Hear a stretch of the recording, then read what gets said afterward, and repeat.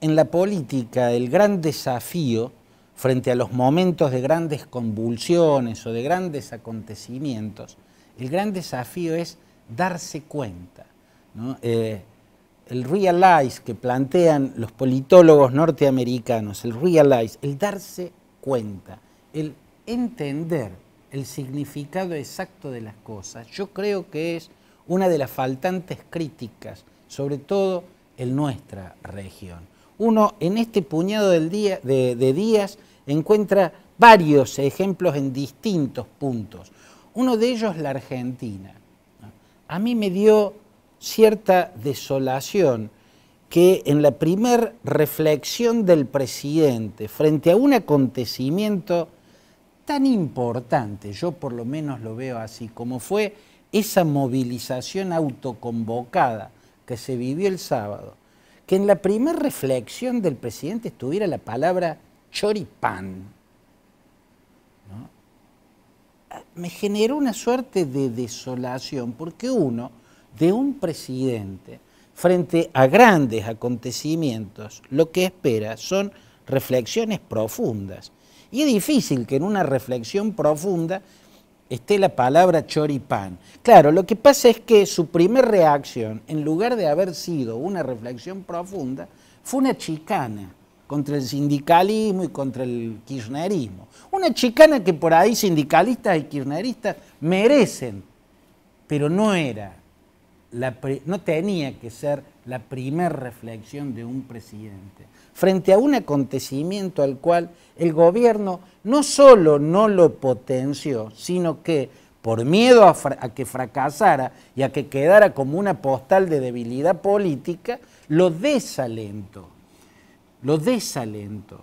Fíjense que se hizo un sábado a la tarde con Boca Juniors jugando, que no solamente llena el estadio donde juega, sino que pone la mitad de Buenos Aires frente a los televisores a ver el partido. A esa hora, el titular de los diarios de esa mañana era el tarifazo en el gas y la cara de Aranguren, la poco carismática cara del ministro Aranguren. Tenía algunas noticias buenas para dar. Hoy sale titulares de los diarios que bajó la nafta. Poquitito, sí, pero por primera vez, es un título. Si eso hubiera salido la semana pasada, impulsaba, no desalentaba. Aranguren y el tarifazo de gas desalentaron. Y eso fue lo que salió en los diarios del sábado, ¿no? Al anuncio del blanqueo, histórico el resultado, lo tendrían que haber dado la semana pasada, lo dieron hoy.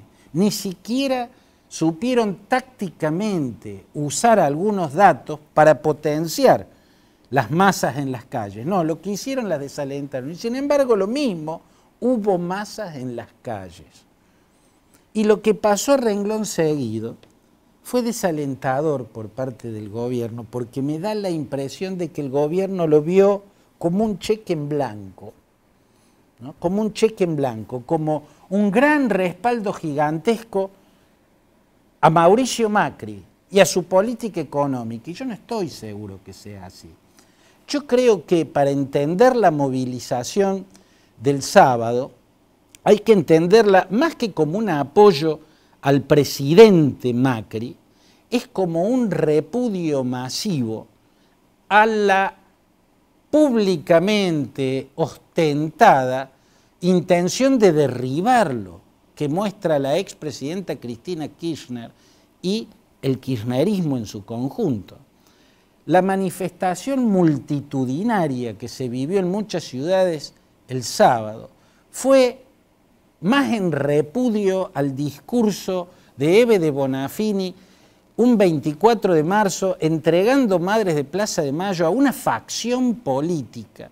Ebe de Bonafini repudiando públicamente o denostando públicamente o al menos menospreciando públicamente la democracia.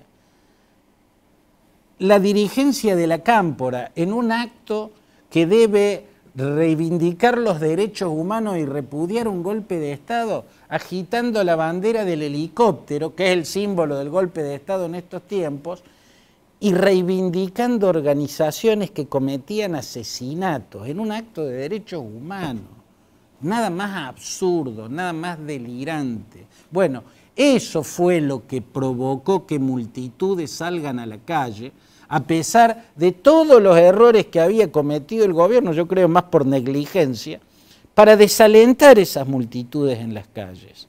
Esto es lo que tiene que entender el gobierno.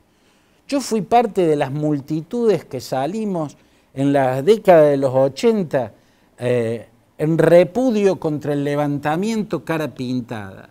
Yo tenía una gran simpatía por el gobierno de Alfonsín. Sigo teniendo una gran simpatía por lo que implica Alfonsín. Pero yo y gran parte de los que salimos a la calle, salimos no para defender específicamente a Alfonsín, sino para repudiar una rebelión militar. No puedo confundir una cosa con la otra. Es momento de darse cuenta qué es lo que se está expresando, darse cuenta, el realize. Eso es fundamental. Pero no solamente hay una dificultad en la Argentina para entender que, por ejemplo, en el oficialismo, para entender que lo que pasó fue más un repudio contra el discurso delirante, autoritario y golpista, ostentosamente golpista, con que está invistiendo el cristianismo, sino que también hay una dificultad en otros, frente a otros hechos, ¿no? y de toda la prensa, incluso en el mundo. Le pongo un ejemplo. La semana pasada, el Tribunal Supremo de Venezuela, que es el equivalente a nuestra Corte Suprema de Justicia, lanzó un dictamen absolutamente absurdo. Era kafkiano, parecía parte de la novela El Proceso, de Franz Kafka. En ese dictamen abducía las competencias del Poder Legislativo, o sea, traspasaba al Poder Judicial la facultad de legislar. Algo tan ridículo como que los legisladores le quiten a los jueces la facultad de juzgar y de sentenciar, de condenar. Imagínense que los legisladores hacen una cosa así, delirante, absurdo. Bien. Hay una reacción inmediata fuertísima y sale la fiscal general, Luisa Ortega, y dice que el dictamen de la justicia del Tribunal Superior de Venezuela era inconstitucional. Entonces el Tribunal Superior de Venezuela borra su dictamen, lo anula. ¿Cómo titularon todos los diarios del mundo? Marcha atrás del régimen chavista. Marcha atrás. Todos los diarios del mundo, pero el grueso, ¿no?, hablaron de una marcha atrás y hablaron de que la fiscal general, ¿no?, había desafiado al poder y le había puesto un límite al poder de Nicolás Maduro. Pero ¿ustedes creen que la misma persona que justificó el encarcelamiento en una prisión militar que ya lleva más de 3 años sin que se le concedan los derechos que le corresponden a Leopoldo López, y a casi 200, o ya deben ser más de 200, la mayoría de los cuales son estudiantes, que son presos políticos, la misma persona le va a poner límites al poder de Maduro? ¿Marcha atrás de qué? Yo en todo caso diría, como lo dije en la revista Noticias, una marcha atrás para que todo siga igual, ¿no?, parafraseando la novela Y el gato pardo, ¿no?, cuando el personaje principal le dice a su tío: tenemos que promover el cambio para que todo siga igual. Bueno, acá fue una marcha atrás para que todo siga igual. ¿A qué me refiero? A que en Venezuela, desde hace más de un año, cuando la Asamblea Legislativa, después de una elección en la que ganó abrumadoramente la oposición, quedó con mayoría opositora, el Tribunal Supremo de Justicia lo declaró en desacato y desde entonces todas las leyes que promulga el Poder Legislativo son anuladas. Yo lo explico con la siguiente imagen. Es una vasectomía institucional. Es una vasectomía institucional, lo cual rige desde hace más de un año, ¿no? Una vasectomía por la cual el Poder Judicial volvió infértil, le quitó la fecundidad legislativa al Poder Legislativo. Eso no se revirtió. Lo único que revirtió el Poder Judicial fue esa absurda toma de las facultades del Poder Legislativo y dijo, no, ahora vamos a legislar nosotros los jueces. Eso fue lo que retrocedió, pero lo otro, o sea, sigue rigiendo la vasectomía institucional que vuelve infértil, infecundo al Poder Legislativo, no puede legislar. Entonces, ¿qué marcha atrás? Marcha atrás para que todo siga igual. ¿Qué límite le puso la fiscal general? La misma que justifica los cientos de presos políticos que hay. Ningún límite. Ella hizo una escenificación que generó hacia el mundo la sensación de que en última instancia hay controles y hay límites en el sistema institucional venezolano. Darse cuenta, no hay marcha atrás. Darse cuenta, ese es el gran desafío. También en el caso de Paraguay.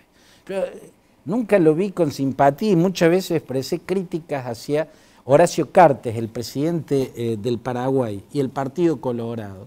Mis críticas eran por algo que también criticaba en la Argentina cuando gobernaba Cristina, que no diera conferencia de prensa. Cartes se comunica directamente él con el pueblo, ¿no? Elimina los intermediarios que son la prensa, entonces nadie le hace las preguntas que no quiera responder.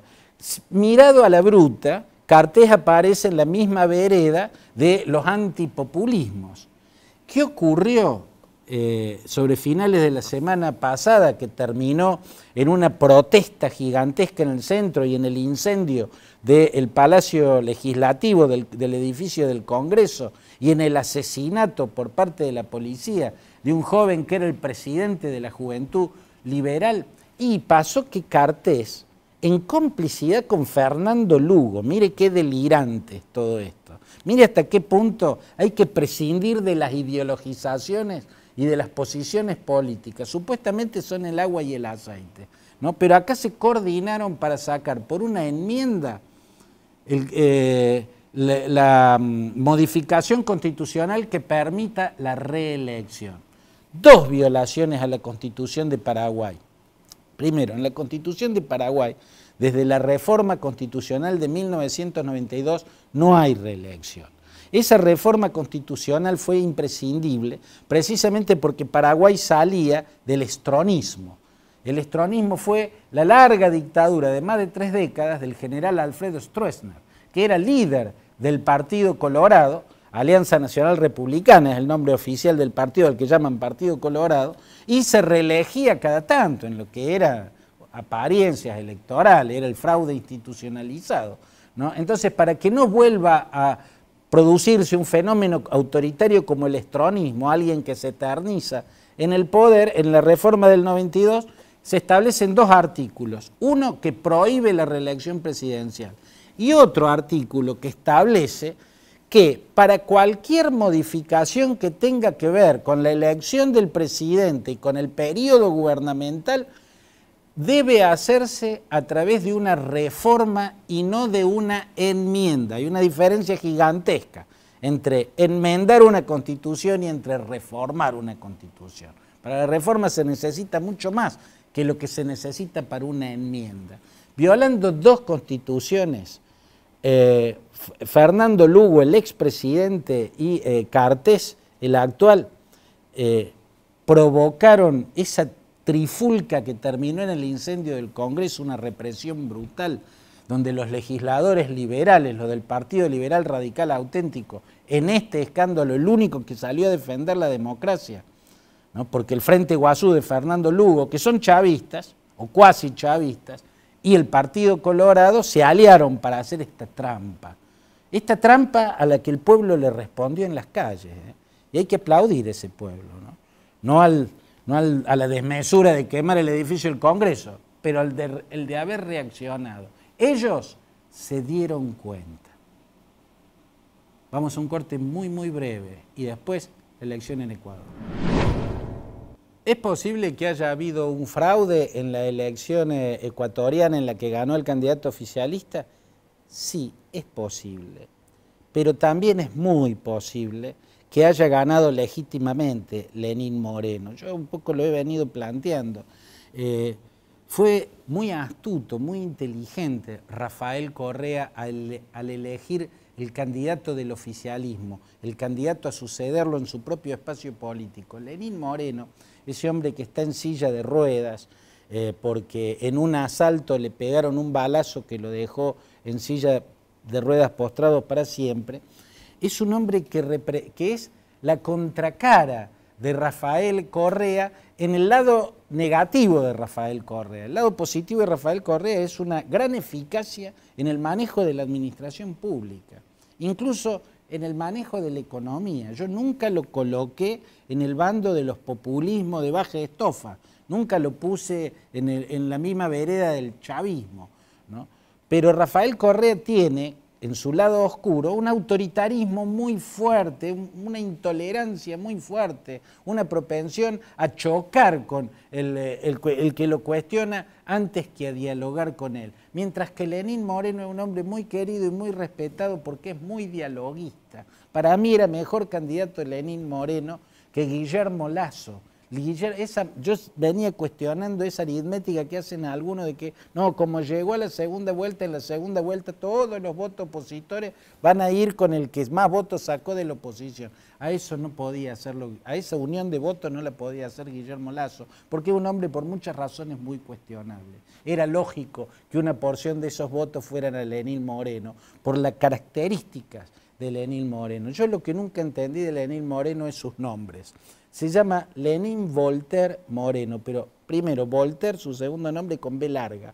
Voltaire, el escritor francés, era con B corta, ¿no? Sus padres eran maestros, eran docentes, no sé cómo le erraron en la letra, pero más allá de eso, Lenin es por Vladimir Ilich Ulyanov, cuyo nombre en la clandestinidad era Lenin, por el río Lena. O sea, Lenin es por el líder de la revolución bolchevique. Mientras que Voltaire aparentemente es por el gran escritor iluminista francés. Y aquel gran escritor iluminista francés representa exactamente las antípodas de Lenin, ¿no? Voltaire era el pensamiento liberal, era la prédica de la intolerancia, la apertura.